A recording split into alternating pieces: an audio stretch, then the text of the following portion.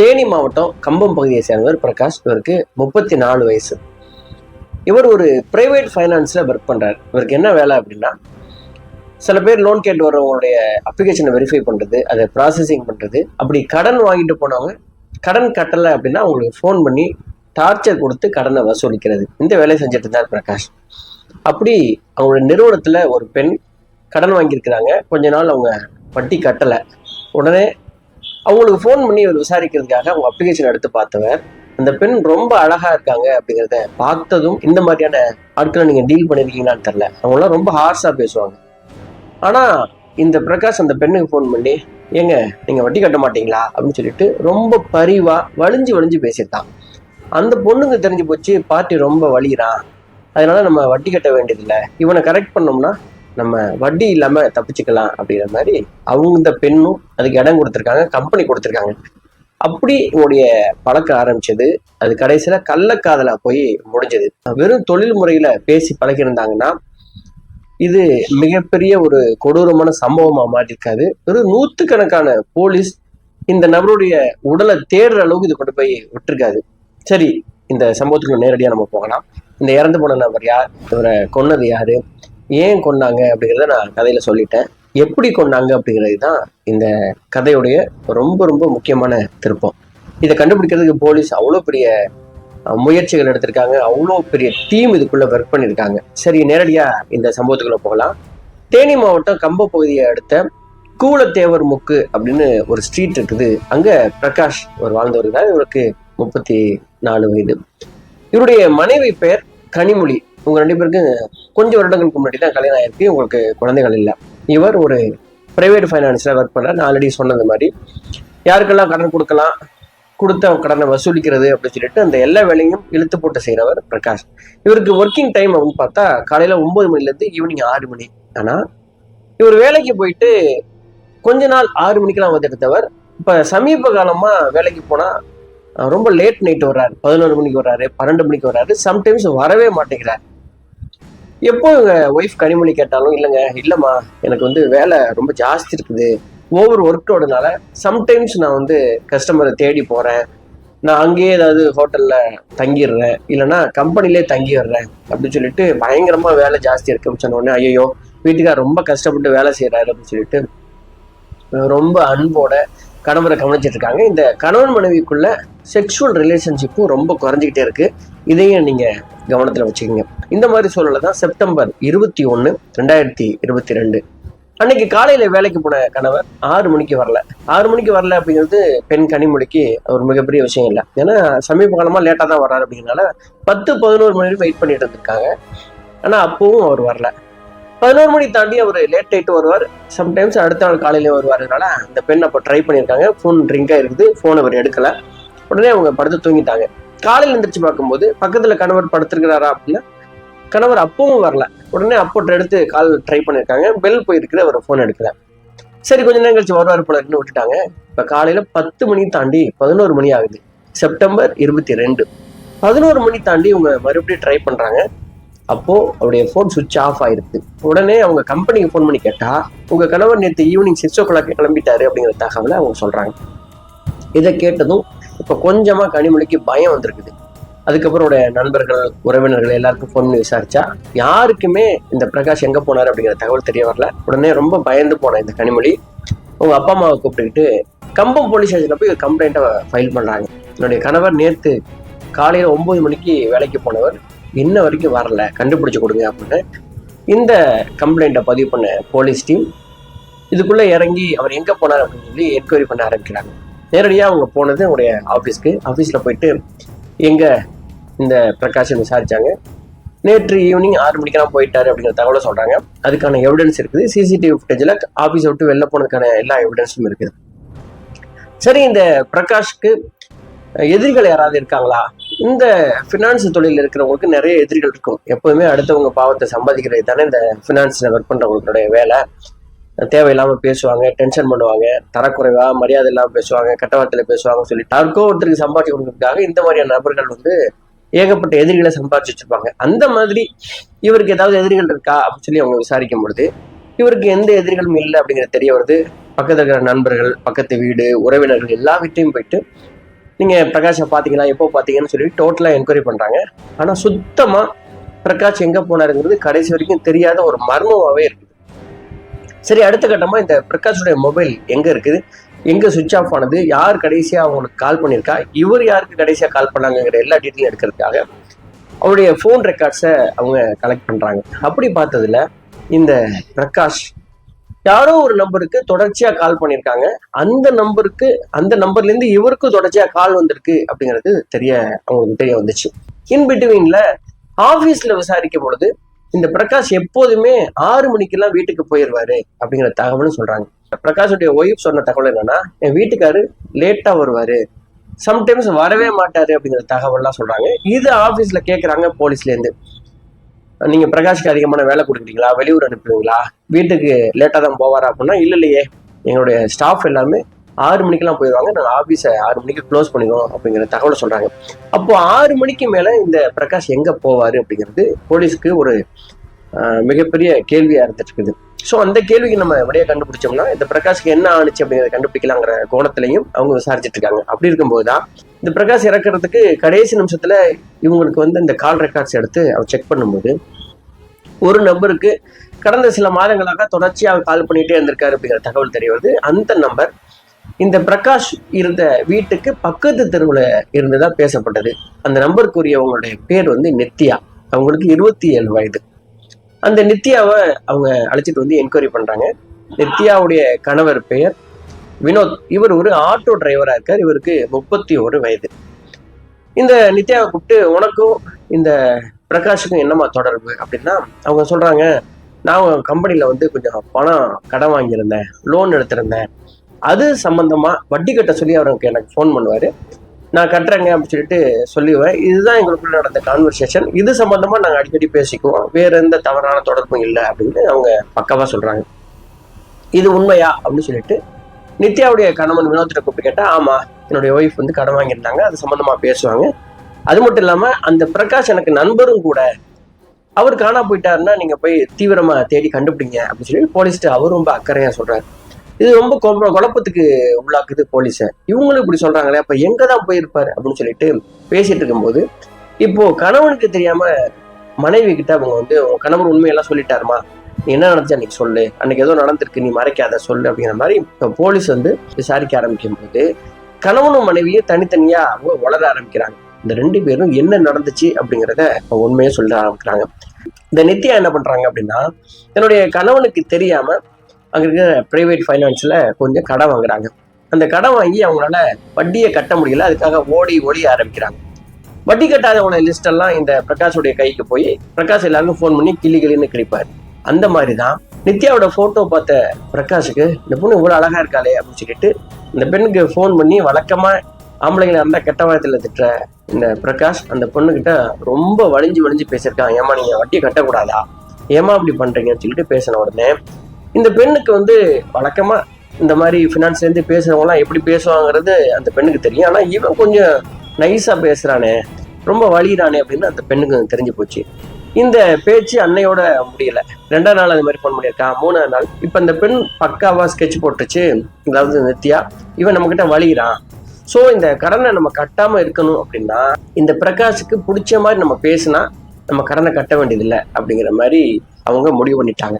ஒரு கட்டத்துல பிரகாஷ் என்ன நினைச்சிட்டான் அப்படின்னா, இந்த பெண் மட்டும் நம்ம நினைச்ச மாதிரி நடந்துக்கிட்டான்னா இவ கடனே கட்ட வேண்டியதில்லை, நம்ம பார்த்துக்கலாம், அட்ஜஸ்ட் பண்ணிக்கலாம் அப்படிங்கிற மாதிரி அவனும் மூவ் பண்றான். இந்த 2 பேருடைய நோக்கமும் ஒன்னானதுனால இவங்க பழக்கம் நாளடைவில் கள்ளக்காதலா மாறிடுச்சு. எப்பெல்லாம் இவன் அந்த பெண்ணுக்கு ஃபோன் பண்ணி கடனை கேட்கிறானோ அப்பெல்லாம் அந்த பெண் வா நம்ம 2 பேரும் ஜாலியா இருக்கலாம் அப்படின்னு சொல்லி அவங்க கூப்பிடுவாங்க. இந்த பெண்ணும் அவனுக்கு என்ன தேவையோ அது கொடுத்ததுக்கு அப்புறம் அவன் கடனை கேட்க மாட்டான். இப்படி அவங்களுக்குள்ள பழக்க வழக்கம் போயிட்டே இருந்திருக்குது. இது எது வரைக்கும் அப்படின்னா, தன்னுடைய கணவன் வீட்டுல இல்லாதப்ப வீட்டுக்கு கூப்பிட்டு இந்த பிரகாஷும் நித்யாவும் ஒன்னா இருக்கிற அளவுக்கு போயிருக்குது. இப்படியே போயிட்டு இருக்கும்போது இப்ப நித்யாவுக்கு என்ன தோணுது அப்படின்னா, நீங்க அடிக்கடி என் வீட்டுக்கு வந்துட்டே இருக்கீங்க, இதை வெளியில யாராவது பார்த்து என் வீட்டுக்கார்ட்ட சொல்லிட்டாங்கன்னா பெரிய பிரச்சனை ஆயிடும், என்ன பண்றது அப்படின்னு கேட்ட உடனே இந்த பிரகாஷ் ஒரு ஐடியா கொடுத்துருக்காரு. என்னன்னா, நான் யாரோ ஒருத்தர் அவன் வீட்டுக்கு வந்ததான பிரச்சனை, உன் வீட்டுக்கார எனக்கு அறிமுகப்படுத்தி வை, இப்படி அறிமுகப்படுத்திட்டுனா நாங்க 2 பேரும் நல்ல ஃப்ரெண்ட்ஸா மாறிடுறோம், அதுக்கப்புறம் வீட்டுக்கு வர ஒரு பிரச்சனை இருக்காதுல்ல அப்படின்னு சொல்லிட்டு ஒரு ஐடியா கொடுத்துருக்கான். அந்த ஐடியா அப்படி ஒரு நாள் அவங்களுடைய கணவர் வீட்டில் இருக்கும் பொழுது இந்த பிரகாஷை வீட்டுக்கு வர சொல்லியிருக்காங்க அந்த அம்மா. அதாவது நித்யா. பிரகாஷ் வீட்டுக்கு வந்தோடனே தன்னுடைய கணவருக்கு இவர் வந்து ஒரு ஃபினான்ஸ் கம்பெனியில் மேனேஜராக ஒர்க் பண்ணுறாரு. நம்ம ஏதாவது பிஸ்னஸ் பண்ணோம்னா நமக்கு லோன்லாம் வாங்கி தருவார், என்னுடைய தெரிஞ்ச நண்பர் தான் இவருன்னு சொல்லிட்டு கணவனுக்கு மனைவி அறிமுகப்படுத்தி வச்சிருக்காங்க. ஸோ கணவன் என்ன நினைச்சிருக்காங்கன்னா, ஒரு ஆட்டோ டிரைவர் தானே, பிற்காலத்தில் நமக்கு ஏதாவது யூஸ்ஃபுல்லாக இருக்கும் இந்த நட்பு அப்படின்னு சொல்லிட்டு அவரும் பழகிருக்காரு. இந்த 2 பேரும் நல்ல ஃப்ரெண்ட்ஷிப்பாக இருக்காங்க. இப்போ காலப்போக்கில் என்ன ஆயிடுச்சு அப்படின்னா, எப்பெல்லாம் நித்யாவுக்கு பிரகாஷ் கூட இருக்கணும்னு தோணுதோ, பிரகாஷ் எப்பெல்லாம் நித்யா கூட இருக்கணும்னு ஆசைப்படுறானோ அப்பெல்லாம் இந்த நித்யா என்ன பண்ணுவாங்கன்னா ஃபோன் பண்ணி கூப்பிடுவாங்க. வீட்டில் கணவன் இருக்கும்போதே இந்த பிரகாஷ் வரும்போது சும்மா வர மாட்டாரு, கையில ஒரு மது பாட்டிலோட வருவாரு. பிரகாஷும் வினோத்தும் உட்காந்து சரக்கு அடிப்பாங்க. சரக்கு அடிக்கிற மாதிரி பிரகாஷ் நடிப்பாரு. ஃபுல்லா வினோத்துக்கு சரக்கு ஏற்றி விட்டு ஒரே பெட்ல இந்த வினோத் ஒரு பக்கம் படுத்து கிடக்க, மறுபக்கம் இந்த நித்யாவும் பிரகாஷும் உல்லாசமா இருக்கிறத தொடர்ச்சியா செஞ்சுக்கிட்டே இருந்திருக்காங்க. அதாவது பல மாதங்கள் இந்த மாதிரி தான். கணவன் வந்து ஃபுல் மட்டையாக்கி பக்கத்துல படுக்க வச்சுட்டு இவங்க 2 பேரும் ஜாலியா இருக்கிறது இதே மாதிரி ஓடிக்கிட்டே இருந்திருக்குது. 2 பேரும் சேர்ந்து சரக்கு அடிச்சதுக்கு அப்புறம் ஒய்ஃபும் அவனும் என்ன பண்றாங்கன்னு ஒரு டவுட் ஒன்று வரும்ல. அந்த டவுட்ல தன்னுடைய மனைவி கிட்ட அவர் கேட்டிருக்கிறாரு, நீங்க 2 பேரும் என்ன பண்றீங்க, எதுக்கு அவன் தினமும் இங்க வர்றான் அப்படின்னு சொல்லி சண்டை போட்ட உடனே இப்போ இந்த நித்யா என்ன சொல்லியிருக்காங்கன்னா, இல்லைங்க நாங்க வந்து ஒரு லோன் வாங்கினேன், அது லோன் விஷயமா வட்டி கட்ட முடியாதனால அவர்கிட்ட நான் பேச வேண்டியது போச்சுன்னு சொல்லிட்டு ஒரு கொஞ்சமா, அதாவது மினிமமா தகவலை சொல்லியிருக்காங்க. அதாவது அவங்க படுக்கையில இருந்ததெல்லாம் சொல்லாம ஒரு மாதிரி அவர் பேசுவாரு அந்த லெவல்ல அவங்க சொன்ன உடனே வினோத்துக்கு பயங்கரமா கோவம் வந்துருச்சு. இப்போ கூப்பிட்டு தன்னுடைய மனைவியை அடிக்கிறாரு, திட்டுறாரு, நீ எப்படி இந்த மாதிரி எனக்கு தெரியாம கடன் வாங்கின, அது மட்டும் இல்லாம வீட்டுக்கு வர சொல்லி பேசுறதெல்லாம் இதுக்காகனா, இனிமே அவன் ஒரு நிமிஷம் கூட இந்த வீட்டுக்கு வரக்கூடாது, நம்ம எவ்வளவு கடன் வாங்கியிருக்கோ எல்லாத்தையும் நம்ம கட்டிடுவோம், நான் கடன் வாங்கி தரேன், நீ செட்டில் பண்ணிடு அப்படின்னு சொன்ன உடனே நித்யாவுக்கு அப்பா பிரச்சனை ஓரளவு முடிஞ்சிருச்சு, இதுக்கப்புறம் நம்ம அவங்க கூட தொடர்பை கட் பண்ணிடுவோம், வேண்டாம் நமக்கு, நம்ம குடும்ப வாழ்க்கையில் ஈடுபடலாம்னு சொல்லிட்டு இந்த பெண் என்ன பண்றாங்க, பிரகாஷுக்கு ஃபோன் பண்ணி, எப்பா நம்ம இந்த உறவை இனிமே நீடிக்க வேண்டாம், நான் உன்னுடைய கடன் எல்லாத்தையும் கட்டிடுறேன், வட்டியும் கட்டிடுறேன், நம்ம இதோட முறிச்சுக்கலாம் அப்படின்னு சொன்ன உடனே பிரகாஷுக்கு பயங்கரமான கோவம். பிரகாஷ் என்ன பண்றாருன்னா, அது எப்படி உன்னால வட்டி கட்ட முடியும், எப்படி உன்னால அசலை கொடுக்க முடியும், அப்படிலாம் வேண்டாம், நீ வந்து நம்ம இந்த உறவை நீடிக்கலாம் அப்படிங்கிற மாதிரி பேசுறாரு. அப்படி பேசின உடனே இந்த தகவலை வந்துட்டு கணவன்கிட்ட சொல்றாங்க, இந்த மாதிரி அவன் வட்டி கட்ட வேணான்னு சொல்றான் அப்படின்னு. ஏன் பொண்டாட்டிக்கு நான் கட்டுறேன், அவன் என்ன வேண்டான்னு சொல்றது, இல்ல நீ வந்து நம்ம முடிச்சுட்ருவோம், இது பெரிய பிரச்சனையாயிரும், வெளியில தெரிஞ்ச அசிங்கமாயிரும் அப்படின்னு சொல்லிட்டு கணவன் மனைவி கிட்ட சொன்ன உடனே இப்போ இந்த நித்யா பிரகாஷுக்கு ஃபோன் பண்ணி, இல்ல நான் வந்து கட்டிடுறேன், இதோட முடிச்சுக்கலாம், இதுக்கப்புறம் நம்ம உறவே வேணாம் அப்படின்னு சொல்லிட்டு அவங்க ரொம்ப தெளிவா சொல்லிடுறாங்க. இந்த இடைப்பட்ட காலத்துல பிரகாஷ் என்ன பண்றாருன்னா, தன்னுடைய வீட்டுக்கு தன்னுடைய மனைவி கூட அவர் வந்து பாலியல் உறவு வச்சுக்கிறது டோட்டலா நிப்பாட்டிட்டாரு. அவர் தான் டெய்லியும் இந்த பெண்ணை தேடி வந்தாரு நித்யா. அதனால வீட்டுல போயிட்டு அவர் என்ன பண்ண போறாரு, இவர் இங்க இந்த மாதிரி இந்த பெண் கூட ஜாலியா இருக்கிறப்ப சொந்த மனைவி என்ன நினைச்சிருக்காங்கன்னா, தன்னுடைய கணவன் வெளியில போய் ரொம்ப கஷ்டப்பட்டு வேலை பார்க்கறாரு, நமக்காக தான் வேலை பார்க்கறாரு, அதனாலதான் வீட்டுக்கே வர்றதில்லை அப்படின்னு சொல்லிட்டு வீட்டுக்கு வர்றப்பெல்லாம் இவருக்கு நல்லா சமைச்சு கொடுத்து, நீங்க ரொம்ப ஹாப்பியா இருங்க, சந்தோஷமா இருங்க, ரொம்ப ஹெல்த்தியா இருங்கன்னு சொல்லிட்டு ரொம்ப கவனிச்சிருக்காங்க அந்த மனைவி. ஆனா கணவன் வெளியில போய் என்ன வேலை பார்க்கறாரு அப்படிங்கிறது அவங்களுக்கு தெரியல. சோ இந்த மாதிரியான சூழல்ல உறவை கட் பண்ணிக்கலாம் அப்படின்னு நித்யா சொன்ன உடனே பிரகாஷ் பயங்கரமா கோவப்பட்டு என்ன சொல்றாருன்னா, அப்படி சீக்கிரம் என்னை விட்டு போயிடலாம் நீ நினைக்கிறியா, நான் வந்து நம்ம கூட நீ நானும் ஒன்னா சேர்ந்து இருக்கிற எல்லா எவிடன்ஸ் நான் வச்சிருக்கேன் பாக்குறியா, இதை கட் பண்ணணும்னு சொன்னீங்கன்னா இது எல்லாத்தையுமே நான் சோசியல் மீடியால போட்டுருவேன் அப்படின்னு சொல்லிட்டு உங்க வாட்ஸ்அப்புக்கு இப்ப போட்டோஸும் சில வீடியோஸும் அனுப்புறாரு. அதை பார்த்த உடனே நித்யாவுக்கு பயங்கரம் பீதியில உரைச்சு போறாங்க. என்னன்னா 2 பேரும் தனிமையில் இருக்கிறத போட்டோ எடுத்திருக்கிறாரு, வீடியோ எடுத்துக்கிறாரு.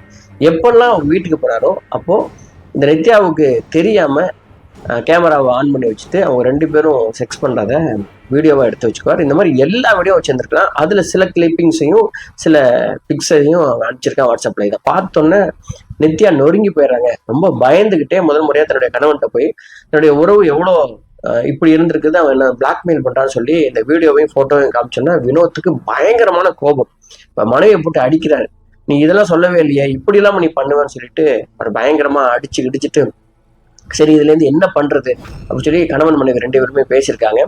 போலீஸ்ட போகலாமா அப்படின்னு அவங்க யோசிக்கும் போது, போலீஸ்ட போனா கூட இது சோசியல் மீடியால எப்படியும் வந்துடும், பேரு நாரி போயிடும், அதனால போலீஸ்ட போக முடியாது.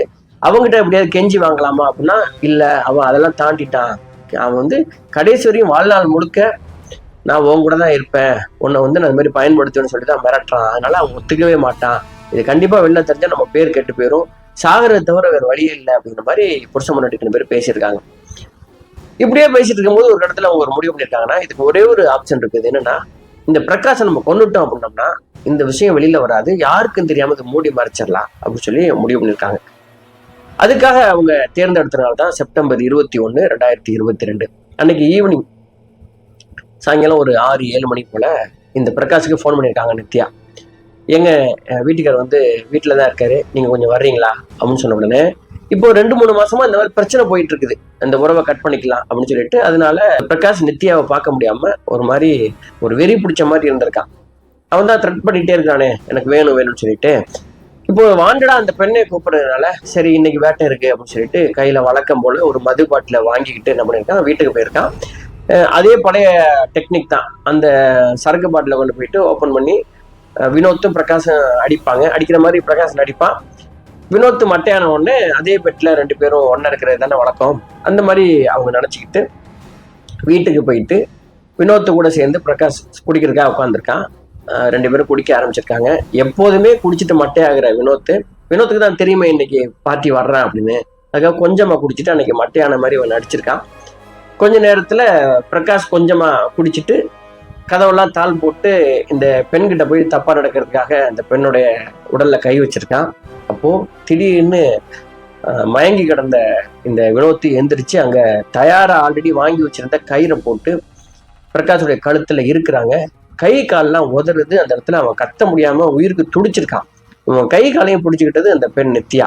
கொஞ்ச நேரத்துல அவனுடைய மூச்சு அடங்கி அப்படியே அவன் பிணமாயிடுறான்.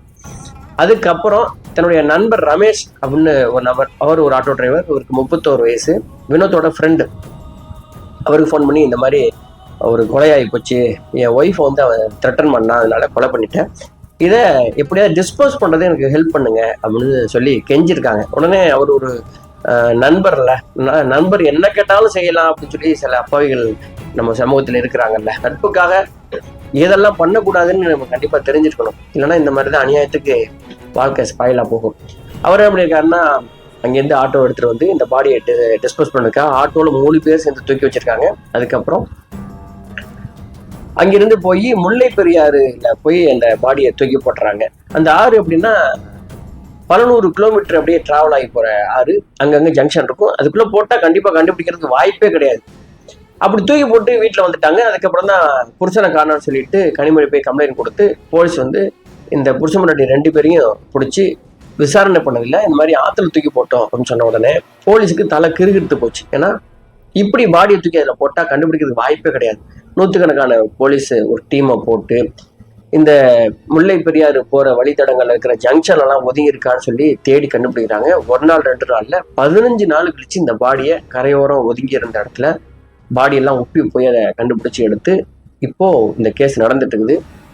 நித்யா, வினோத், இவங்க 2 பேருக்கு ஹெல்ப் பண்ண ரமேஷ், 3 பேருமே இப்போ ஜெயில இருக்காங்க. இந்த தீர்ப்பு இன்னும் வரல. ஸோ இதுதான் தேனி மாவட்டத்தை கலக்கின ஒரு கேஸு. இந்த கேஸில் ரொம்ப அநியாயத்துக்கு பாதிக்கப்பட்டவர் கணவர் வினோத் தான். அவர் வந்து தன்னுடைய மனைவி தங்கிட்ட சொல்லாமல் கடன் வாங்கினது தப்பு. 2வது இவருடைய சைடில் நான் தப்புன்னு நினைக்கிறது, யாரோ ஒருத்தன் வீட்டில் சரக்கு வாங்கிட்டு வந்து வேற ஒரு ஆண் தன்னுடைய வீட்டில் உட்காந்து சரக்கு அடிக்கிறதுக்கு அவர் அனுமதிச்சது தப்பு. அந்த பழக்கம் ஒரு நாளோட நிற்காம தொடர்ந்து அது நடந்துகிட்டே இருக்கே அப்படின்னு அவருக்கு தெரிஞ்சதுக்கு அப்புறமும் அதை கண்டிக்காம அதுக்கு பின்னாடி என்ன இருக்குன்னு தெரியாம அவ்வளோ அப்பாவியா இருந்தா இந்த மாதிரி தான் ஜெயிலில் இருக்க வேண்டியது இருக்கும்.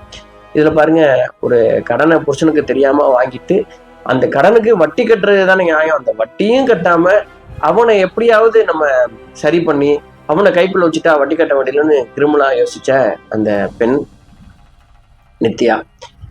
கடன் வாங்குறது அப்படிங்கிறது பிரைவேட் கம்பெனி ஒர்க் பண்ற அவருடைய வேலை. அந்த வேலையை வேலையா பார்க்காம எப்படியாவது அந்த பொண்ணை நம்ம வந்து அட்ஜஸ்ட் பண்ணிக்கலாம், இந்த பிரச்சனையை கொடுத்து அந்த பொண்ணை வந்து நம்ம அந்த பெண் கூட பாலியல் உறவு வச்சுக்கலாம் அப்படின்னு சொல்லி நினைச்சதுனால தன்னுடைய சொந்த மனைவி தனக்காக வீட்டில் காத்திருக்காங்க அப்படிங்கிறது புரிஞ்சிக்காம இப்படி எல்லை மீறிய பாலியல் உறவுல ஈடுபட்ட நினைச்ச பிரகாஷுக்கு கிடைச்ச ஒரு தண்டனை தான் அப்படின்னு நான் நினைக்கிறேன். இதுல அப்பாவின்னு நான் நினைக்கிறது இந்த எதுவுமே தெரியாம நட்புக்காக போய் ஹெல்ப் பண்ண ரமேஷ் தான் அவருடைய வாழ்க்கையும் போச்சு. ஸோ இந்த கேஸை பத்தி நீங்க என்ன நினைக்கிறீங்க? எப்போதுமே வந்து முறையற்ற காமம், இந்த மாதிரியான கள்ளக்காதல் சரியான பாதையில கொண்டு போய் விடாது. ஒன்று ஒரு ஃபேமிலியை அவமானத்தை கொண்டு போய் விடும், இல்லைன்னா உங்க உயிரை பறிக்கும். அப்படிங்கிறதுக்கு இந்த கேஸ் வந்து ஒரு முக்கியமான உதாரணம்.